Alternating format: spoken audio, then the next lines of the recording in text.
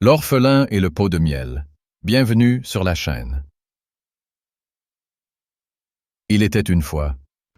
Aujourd'hui, je vais vous raconter l'histoire de l'orphelin et le pot de miel. Dans un village lointain, vivait un jeune orphelin nommé Saïd. Il était pauvre et ne possédait rien dans ce monde, sauf un cœur généreux et un simple rêve de paix.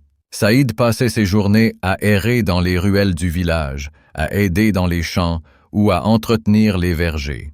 À chaque fois, il recevait un peu de nourriture ou quelques pièces. Un jour, alors qu'il se reposait à l'ombre d'un grand arbre, un vieil homme du village, nommé le sage Salih, le remarqua.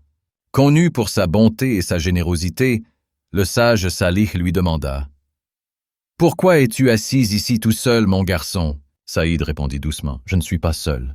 J'ai les étoiles du ciel, les murmures du vent et les rêves de mon cœur pour me tenir compagnie. » Touché par les mots de Saïd, le sage Salih pensa à une manière de l'aider. Le lendemain, il l'invita chez lui et lui offrit un pot rempli de miel pur en lui disant « Ce pot est un cadeau pour toi. Garde-le bien. Il recèle une grande bénédiction. Mais souviens-toi, utilise-le avec sagesse. » Heureux, Saïd rentra chez lui et observa le pot avec espoir. Il sentait que ce pot n'était pas juste un simple pot de miel, mais qu'il cachait quelque chose de spécial qui pourrait changer sa vie. Le jour suivant, Saïd alla au marché pour vendre de petites quantités de miel. Chaque personne qui en achetait en restait émerveillée et revenait pour en acheter à nouveau. Peu à peu, tout le village sut que Saïd possédait le miel le plus délicieux du village.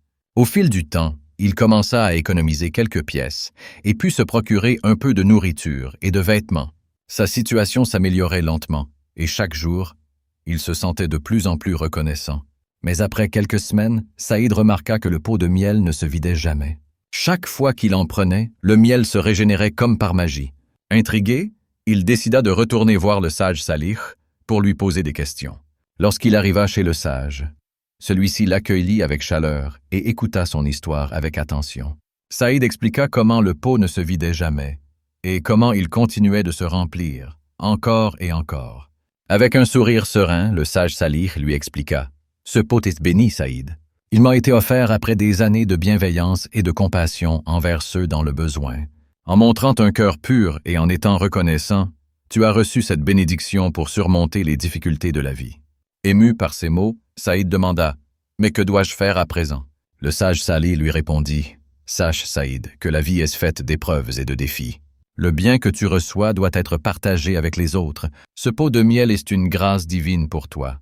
Alors utilise-le pour apporter bonheur et soutien à ceux qui en ont besoin. » Rentré au village, le cœur rempli de gratitude, Saïd décida de partager le miel gratuitement avec les familles pauvres.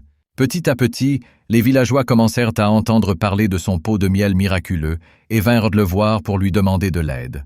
À chaque fois qu'il donnait du miel, le pot se remplissait à nouveau, comme s'il ne pouvait jamais se vider. Les habitants du village voyaient en Saïd un exemple de générosité et de bienveillance. Grâce à son bon cœur, le village tout entier changea. Les gens devinrent plus solidaires, plus unis, et le village devint un lieu empli d'amour et de paix. Quand Saïd devint vieux, il savait qu'il avait vécu une vie pleine de sens et de bienveillance.